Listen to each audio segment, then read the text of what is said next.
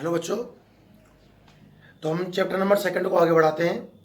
कल हमने जो हेडिंग पढ़ी थी इलेक्ट्रिक फ्लक्स, ठीक है ना, और उस पर मैंने बेस कुछ 2-3 एग्जाम्पल्स आपको करवाए थे।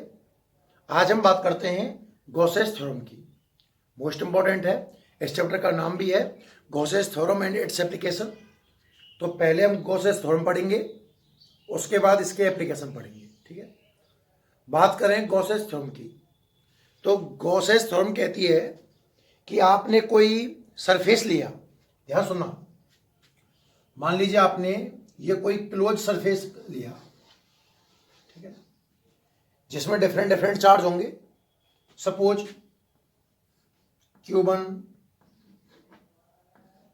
Q2, Q3, Qn, इस तरीके के इसमें बहुत सारे चार्ज हैं। तो सबसे पहले तो आप इसका नेट चार्ज निकाल सकते हो, सिग्मा क्यू, टोटल चार्ज निकाल सकते हो। कैसे? Q1 plus Q2 plus Qn, net charge आपने निकाल लिया। तो गॉसेस जो थ्योरम कहती है वो ये कहती है कि अगर कोई बंद सरफेस है, क्लोज सरफेस है, तो उस क्लोज सरफेस से जो इलेक्ट्रिक फ्लक्स रिलेटेड होगा ना, इस क्लोज सरफेस से जो इलेक्ट्रिक फ्लक्स रिलेटेड होगा वो होगा बच्चों, फॉर्मूला याद करें, अपने आप डेफिनेशन बन जाएगी, phi is equal to sigma Q upon epsilon naught. Gauss's theorem कहती है कि जो इलेक्ट्रिक फ्लक्स है वो कितना है, phi is equal to sigma Q upon epsilon naught. तो अकॉर्डिंग टू गॉसेस सरफेस, जो फ्लक्स है किसी भी सरफेस का या किसी भी क्लोज सरफेस का जो फ्लक्स है, वो आप इस चीज को ऐसे लिख सकते हो, 1 upon epsilon not into sigma Q. वो उसमें टोटल चार्ज का 1 अपॉन एप्सिलॉन नॉट टाइम होती है। जो किसी भी बंद सरफेस का जो इलेक्ट्रिक फ्लक्स है वो उसमें नेट चार्ज का सिग्मा क्यू का 1 अपॉन एप्सिलॉन नॉट टाइम होता है। कल आपने पढ़ा कि अगर क्लोज इंटीग्रेशन है तो फ्लक्स का फॉर्मूला था क्लोज इंटीग्रेशन, याद करिए कल का लेक्चर, ई vector dot D S vector. जब मैंने आपको इलेक्ट्रिक फ्लक्स पढ़ाया था तो लास्ट में एक नोट लगाया था कि फाइव इक्वल टू होगा integration E vector dot D S vector. Open surface है तो सिंपल इंटीग्रेशन, और क्लोज सरफेस है तो क्लोज इंटीग्रेशन। तो बच्चों कल तो हमने पढ़ा कि फाइव इक्वल टू होता है close integration E vector dot D S vector, और गॉसेस थ्योरम कह रही है कि फाइव इक्वल टू है sigma Q upon epsilon not. अगर दोनों स्टेटमेंट मिला दिए जाएं तो क्या बनेगा, ध्यान से देखना, कि close integration E vector dot D S vector is equal to sigma Q upon epsilon naught. This is Gauss theorem. ये याद कर लीजिए अच्छे से। गॉसेस थ्योरम क्या है, close integration E vector dot D S vector equal to sigma Q upon epsilon naught. कौन सा इंटीग्रेशन है ये, सरफेस इंटीग्रेशन। डीएस आ रहा है ना, तो अब इंटीग्रेशन तीन तरह का होगा, लीनियर, सरफेस और वॉल्यूम। तो चूंकि यहां पर डीएस आ रहा है तो कौन सा इंटीग्रेशन है, सरफेस इंटीग्रेशन। किसका, इलेक्ट्रिक फील्ड इंटेंसिटी का, है ना। तो आप इसको डेफिनेशन के टाइप पे कैसे बोल सकते हो कि surface integration of electric field intensity for a close path in free space, vacuum की बात करवा रहा है, is 1 upon epsilon not time of net charge included by surface. आप डेफिनेशन लिखिए पहले, चलो हेडिंग लिखें आप, गॉसेस थ्योरम। देखिए गॉसेस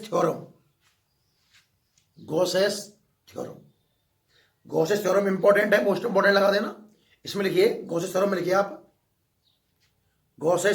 आप, क्या देखो, the surface integration, Gauss's theorem में लिखिए the surface integration of electric field intensity. Gauss's theorem में लिखिए surface integration of electric field intensity, surface integration of electric field intensity for close path in free space. Surface integration of electric field intensity for close path in free space is 1/ε0, ऐसे रखना, 1/ε0 time of net charge included, is 1/ε0 time of net charge included. मैं दोबारा repeat कर रहा हूं, सुनना ध्यान से। The surface integral of electric field intensity for any closed surface in free space is equal to 1/ε0 time the net charge included with the surface, included within the surface, included within the surface। Clear है कहानी यहाँ तक? ठीक है। और फॉर्मूले के रूप में ये लास्ट का लिख ले वहीं से, कोई भी ये लिख लो चाहे ये लिख लो, दोनों लिख लीजिए, कोई दिक्कत नहीं। पहले ये लिख लो और फिर ये लिख लो, दोनों जल्दी से आप नोट कर लो। चलो ठीक है बच्चों, तो ये हुई हमारी गॉसेस थ्योरम। क्लियर है यहां तक? ठीक है, चलो टॉपिक को आगे बढ़ाते हैं। नेक्स्ट आप हेडिंग लिखिएगा, इस गॉसेस थ्योरम को प्रूफ करके देखते हैं। हम प्रूफ करते हैं कि जो प्लस का आएगा सरफेस का वो आना चाहिए phi equal to sigma Q upon epsilon naught. तो नीचे डाल दे इसका प्रूफ, देख लेगा।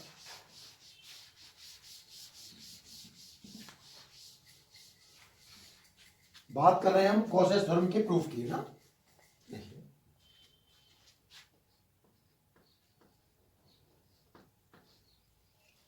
सपोज आपने कोई सरफेस ले लिया, ये किसी भी शेप का हो सकता है, ठीक है ना। सरफेस कैसा होगा इसके बारे में हम कुछ खास नहीं कह सकते, आप किसी भी सरफेस का मान सकते हैं, ठीक है। थोड़ा ऊपर आता हूं, ये आपने कोई सरफेस ले लिया सपोज, ठीक है ना। इसमें जो नेट चार्ज है वो क्यू है। ऐसा नहीं है कि सिंगल चार्ज होगा, बहुत सारे चार्ज भी हो सकते हैं Q1 Q2, लेकिन सबका टोटल तो कुछ ना कुछ निकल के आएगा, है ना। बहुत सारे चार्ज हैं, नेट चार्ज आप क्यू मान लीजिए या सिग्मा क्यू मान लीजिए, उससे कोई फर्क पड़ने वाला नहीं है, ठीक है। अब आपने क्या किया कि इसकी सरफेस पर जो आपने लूप सेलेक्ट किया है ना, किसी भी शेप का हो सकता है ये, इसकी सरफेस पर एक स्मॉल एलिमेंट मान लीजिए आप। इसकी सरफेस पर आपने कोई स्मॉल एलिमेंट ले लिया, यहां ये लो, आपने कोई स्मॉल एलिमेंट मान लिया, ठीक है ना, जिसका एरिया आप ds मान लीजिए। इसका एरिया कितना मान लीजिए आप? ds, ठीक है ना। दोनों साइड को ऐसे मिला दीजिए। अच्छा, ये जो आपने स्मॉल एलिमेंट माना है, इसकी चार्ज से कोई ना कोई डिस्टेंस रही होगी। सपोज डिस्टेंस है r, ये डिस्टेंस कितनी मान लिया आपने? r। अब मुझे यहां पर इलेक्ट्रिक फील्ड, भाई इलेक्ट्रिक फ्लक्स की चर्चा करवा रहा हूं, तो फाई बराबर तो ई वेक्टर डॉट ds वेक्टर होता है। तो मुझे चर्चा करनी है इलेक्ट्रिक फील्ड की और एरिया वेक्टर की। तो इलेक्ट्रिक फील्ड निकालना आपको मैंने बहुत सिखा रखा है कि चार्ज ये रहा और ये अपने स्मॉल एलिमेंट माना है, यहां चार्ज मान लो प्लस का है सपोज, तो प्लस तो रिपल्स करता है, ये डायरेक्शन हो जाएगी किसकी? ई वेक्टर की। ये डायरेक्शन किसकी होगी बच्चों? ई वेक्टर की। और जो ds वेक्टर है it is perpendicular to surface, तो सरफेस के परपेंडिकुलर किसी भी डायरेक्शन में कहीं भी मान लो, कोई फर्क पड़ने वाला नहीं है। चलो मैंने मान लिया कि थीटा एंगल पर है, हो सकता है कि थीटा की वैल्यू 0 हो, 90 हो, और भी कुछ हो, इससे में कोई मतलब नहीं है। हमने क्या किया दोबारा सुनाता हूं कि एक सरफेस माना, वैसे इसको गॉसियस सरफेस बोलते हैं, किसी भी शेप का हो सकता है, इससे कोई इफेक्ट पड़ने वाला नहीं है। इसके अंदर जो इंक्लूडेड चार्ज मैंने माना वो कितना माना? क्यू। फिर मैंने इसकी सरफेस पर एक स्मॉल एलिमेंट मान लिया ds, उस पर मैंने ई वेक्टर लिया और ds वेक्टर लिया, उनके बीच में एंगल कितना है? 90 डिग्री। तो मैं बात करता हूं कि इलेक्ट्रिक फ्लक्स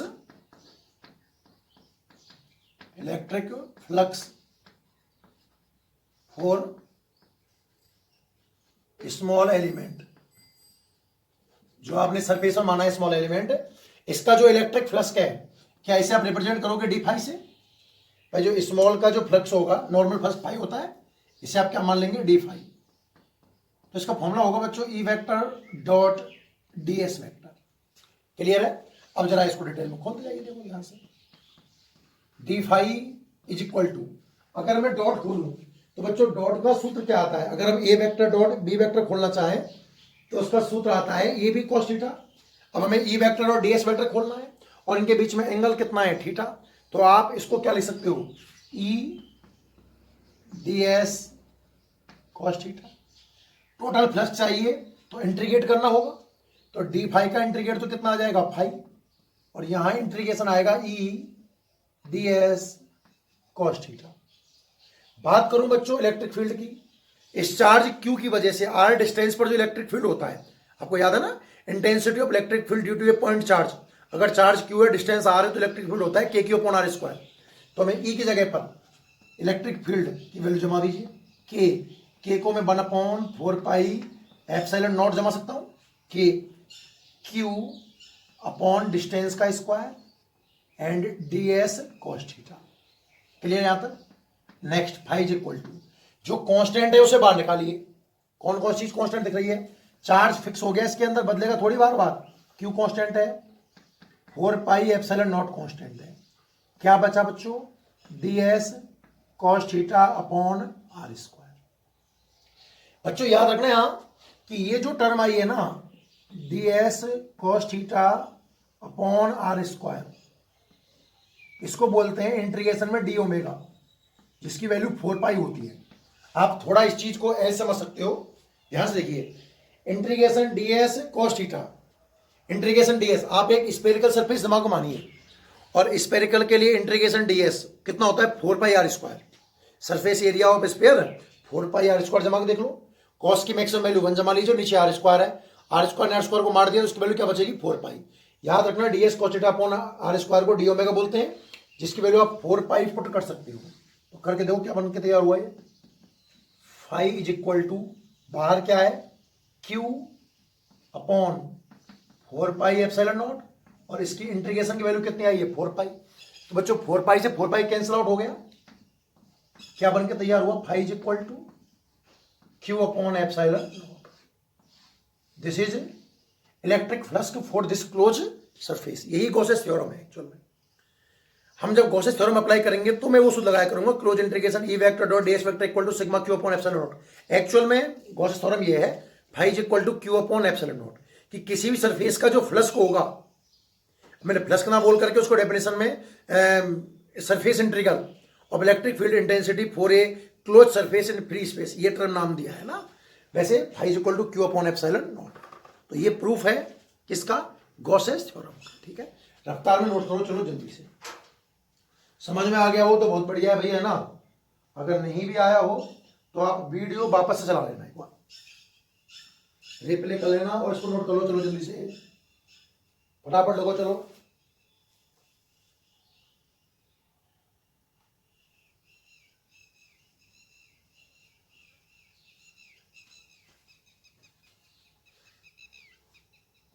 ठीक है, लिख लिया ना? चलो नेक्स्ट, कुछ फ्लक्स के बारे में बेसिक चर्चा बात करते हैं ना थोड़ी सी। ठीक है, नोट कर लो उसको, नहीं लिखा होगा स्क्रीन पॉज करके लिख लेना। ठीक है ना, इस तरीके से। नेक्स्ट,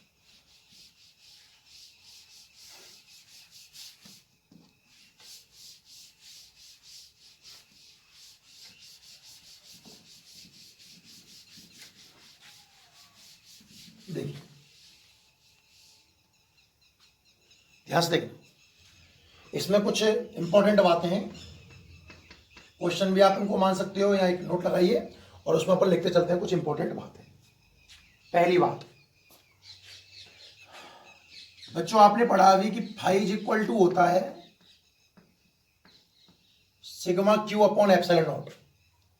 जो इलेक्ट्रिक फ्लक्स है ना फाई, वो होता है according to Gauss's theorem sigma Q upon epsilon naught. तो मान लीजिए कि किसी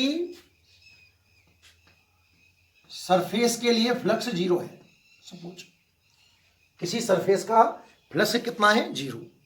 तो आप इससे क्या स्टेटमेंट तैयार करोगे? मतलब इसके बारे में आप क्या कह सकते हो कि अगर फाई 0 है तो क्या क्यू 0 है? ऐसा पॉसिबल है? या क्या क्या स्टेटमेंट तैयार होना चाहिए कि अगर हम ये कहें कि किसी सरफेस का इलेक्ट्रिक फ्लक्स जीरो है तो क्या रिजल्ट निकल करके आएगा।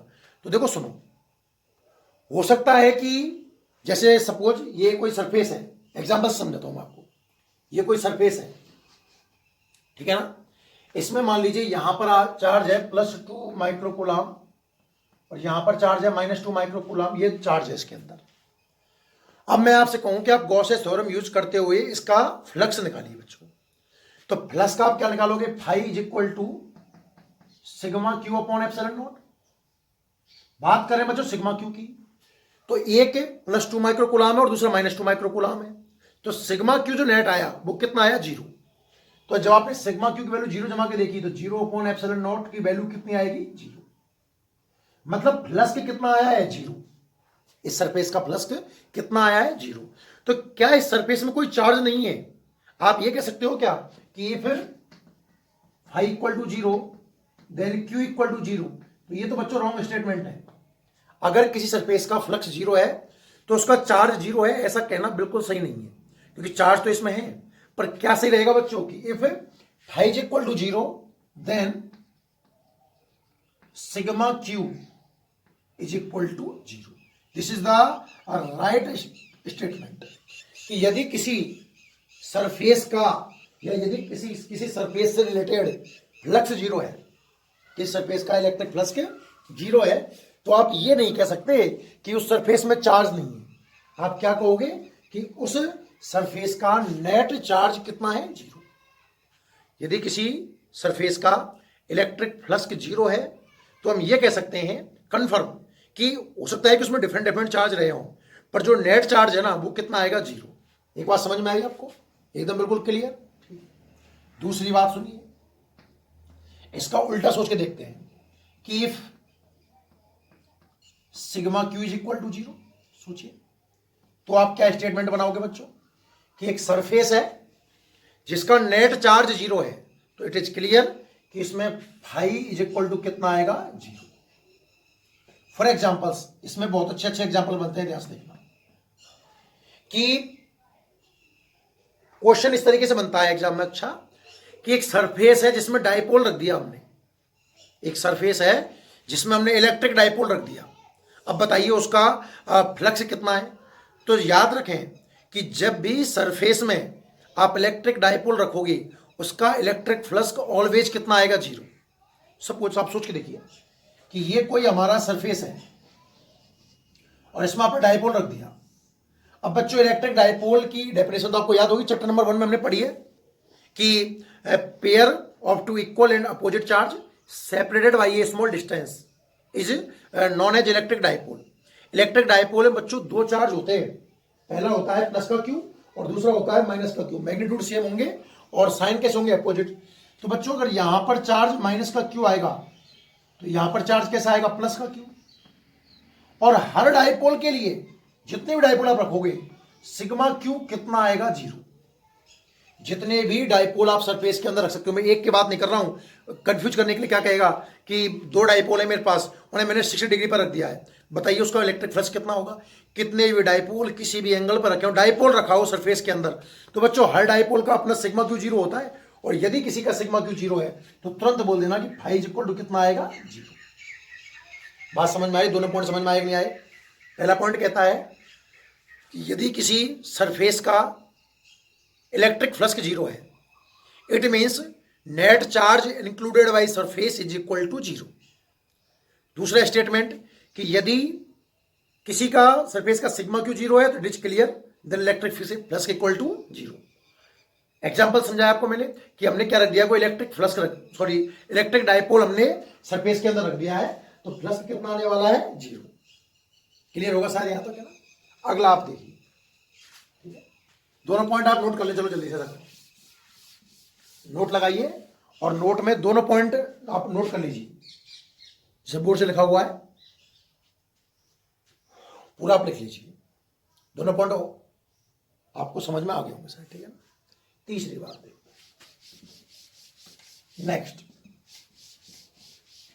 नेक्स्ट क्या कह रहा है, ध्यान सुनिए। जो तीसरा पॉइंट है वो क्या है इसमें कि इलेक्ट्रिक फ्लक्स किन किन बातों पर डिपेंड करेगा या किन किन बातों पर डिपेंड नहीं करेगा, उसकी चर्चा कर लेता हूं। थोड़ा सा पॉइंट बना बना के दिखाऊंगा तो आपको ना। ये सोचिए आप कि जो इलेक्ट्रिक फ्लक्स है वो गॉसियस सरफेस के साइज पर डिपेंड करेगा कि नहीं करेगा। मतलब मैं ये कहना चाह रहा हूं, if we change size of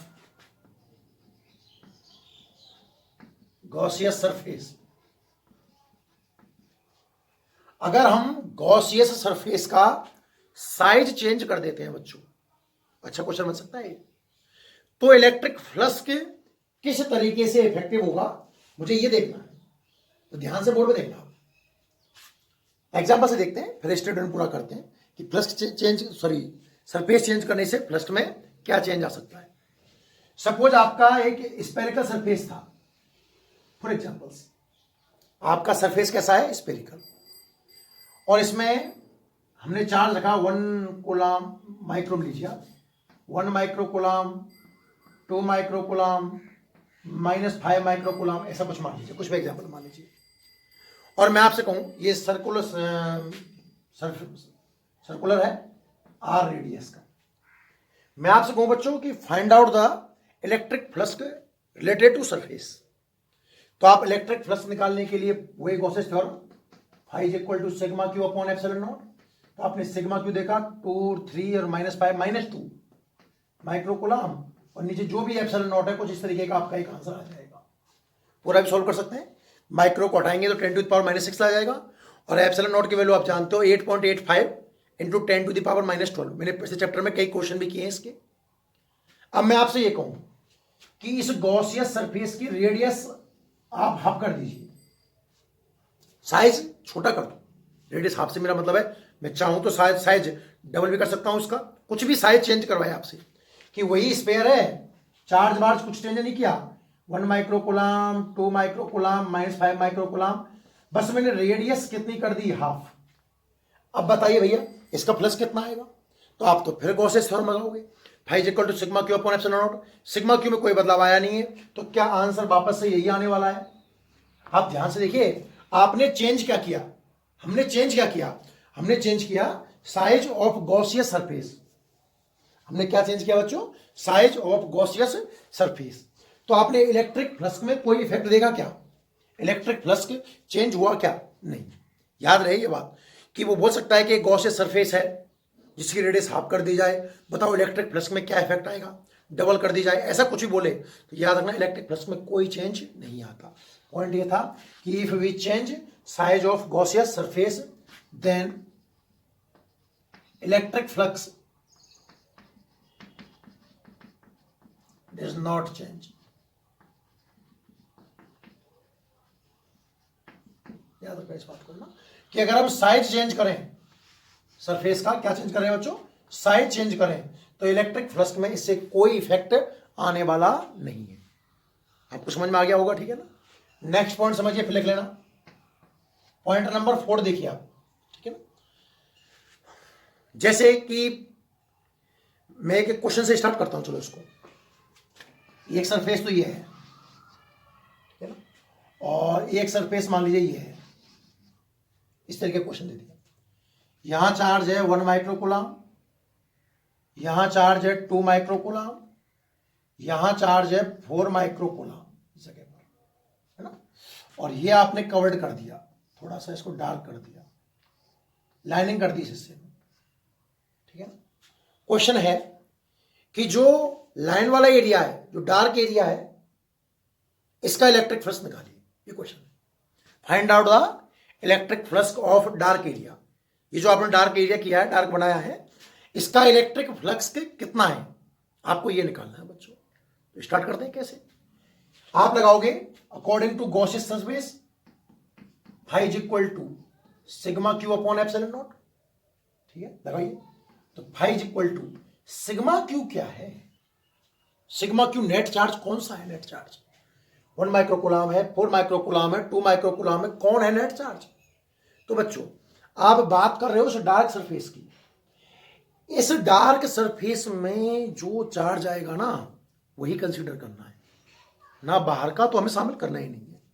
तो हमने देखा कि डार्क सरफेस में तो केवल ओनली 4 माइक्रोकूलम आ रहा है, मतलब मेरा सिग्मा क्यू जो है ना वो 4 माइक्रोकूलम आ रहा है। नीचे एप्सिलॉन नॉट, चाहो तो पूरा सॉल्व कर लो इसको, 4 × 10⁻⁻6 अपॉन 8.85 10⁻12 जो भी आएगा, weber newton upon coulomb metre square है, वोल्ट मीटर, जो यूनिट चाहो आप अप्लाई कर सकते हो।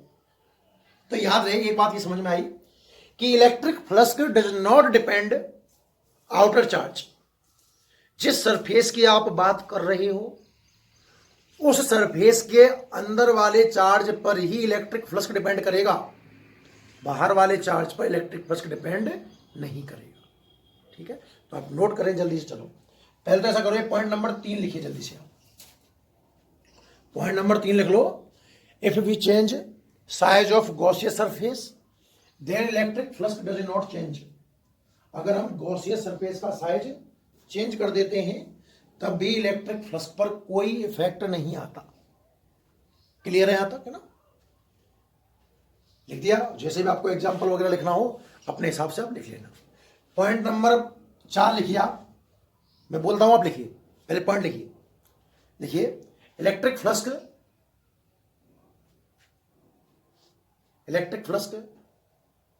Depends only included charge by surface.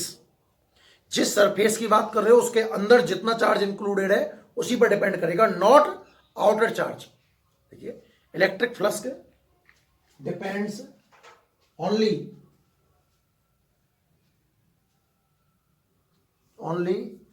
Included charge by surface.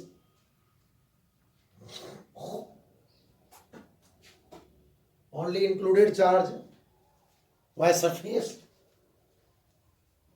it does not depend outer charge, it does not depend outer charge, outer charge पर ये depend नहीं करता है। क्लियर? ऐसे ही और कुछ पॉइंट देखिए, electric flux does not depend on speed of charge.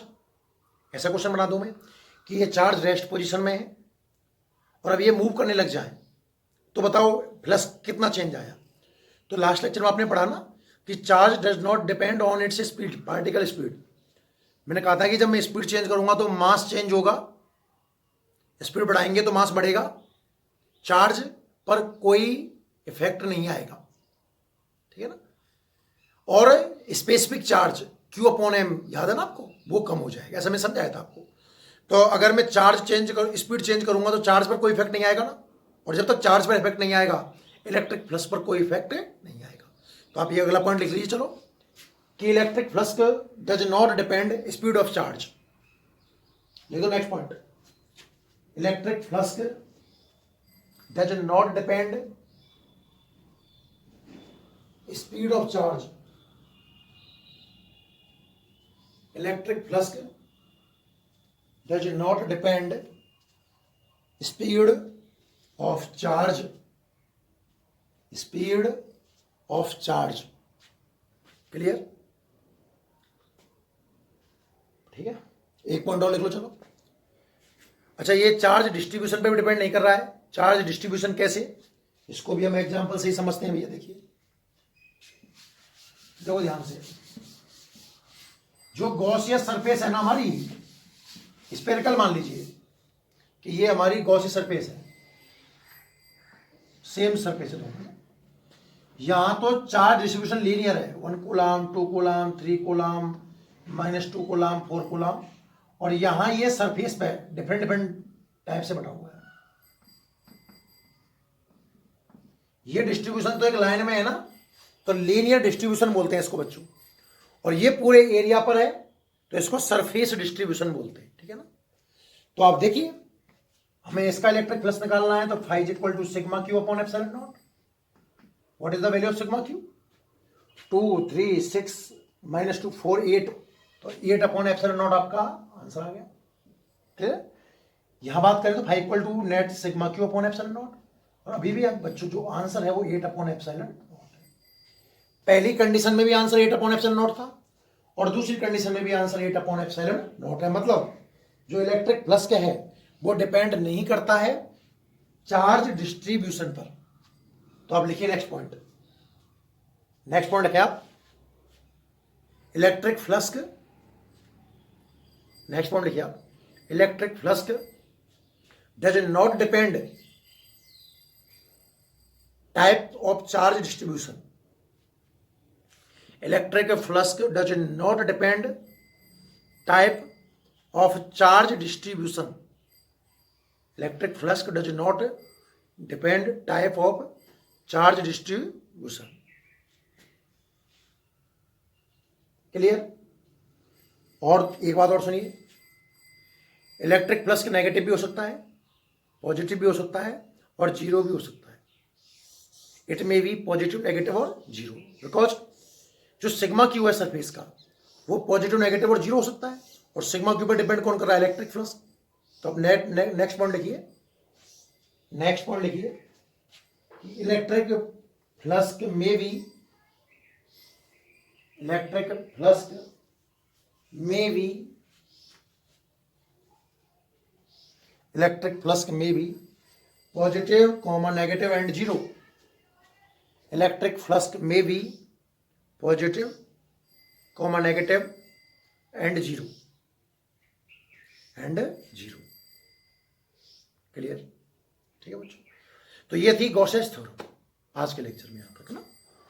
इससे जो अगला लेक्चर होगा हम गॉसेस थ्योरम के एप्लीकेशन स्टार्ट करेंगे और वो मोस्ट इंपॉर्टेंट लेक्चर रहेगा, ध्यान रहे। ठीक है ना? तब तक के लिए धन्यवाद। आप ये ढंग से स्क्रीन पॉज करके नोट कर सकते हो। ठीक है ना भाई?